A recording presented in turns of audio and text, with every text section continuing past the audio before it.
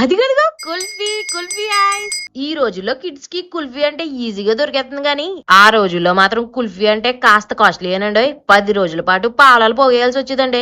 ఇంకా పాటలు లేవండి, మనమే ప్రిపేర్ చేసేద్దాం పద. ఒక మిక్సీ జార్ లో 15 జీడిపప్పులు 10 బాదం పప్పులు వేసుకుని మెత్తగా మిక్సీ పట్టేసి పక్కన వేసుకోండి. ఇప్పుడు ఒక మందపాటి గిన్నెలో లీటర్ పాలు పోసుకుని 10 నిమిషాల పాటు సిమ్ టు మీడియం ఫ్లేమ్ లో అస్సలు ఆపకుండా లీటర్ పాలు కాస్త 3/4 లీటర్ అయ్యి చిక్కబడేంత వరకు మరిగించేసుకున్నాక అందులోనే మిక్సీ పట్టుకున్న డ్రై ఫ్రూట్స్ పౌడర్, 2 టేబుల్ స్పూన్లు పంచదార, కొంచెం యాలకుల పొడి కూడా వేసుకుని మరో 5 నిమిషాల పాటు సిమ్ లోనే ఇలా చిక్కబడేంత వరకు మరిగించేసుకున్నాక ఉంటే కొంచెం కుంకుమ పువ్వు నీళ్లు పోసుకుని కలిపేసుకుని పూర్తిగా చల్లారాక మాత్రమే మిక్సీ జార్లో వేసుకుని మెత్తగా మిక్సీ పట్టేసుకోండి. ఇలాంటి గ్లాసుల్లో గానీ కుల్ఫీ మోడ్స్ లో గానీ వేసేసుకుని టైట్ గా కవర్ చుట్టేసుకుని పొలాలు గుచ్చేసుకోండి. లేదంటే ఇలాంటి స్టీల్ డబ్బాలు వేసేసుకుని తీసుకెళ్లి డీప్ ఫ్రిడ్జ్ లోనే 5-6 గంటల పాటు అలా వదిలేసాక తీసేసుకుని జస్ట్ అలా నీటిలో ముంచుకుని బయటకు లాగండి. లేదంటే ముక్కలు కోసుకుని పైన పిస్తా పలుకులతో అరంగించుకుని కొరుకుని తింటా ఉంటదండి. కుల్ఫీ తింటున్నావా కూలర్ లో కూర్చున్నావా అనే కన్ఫ్యూజన్ చేయాల్సిందేనండి.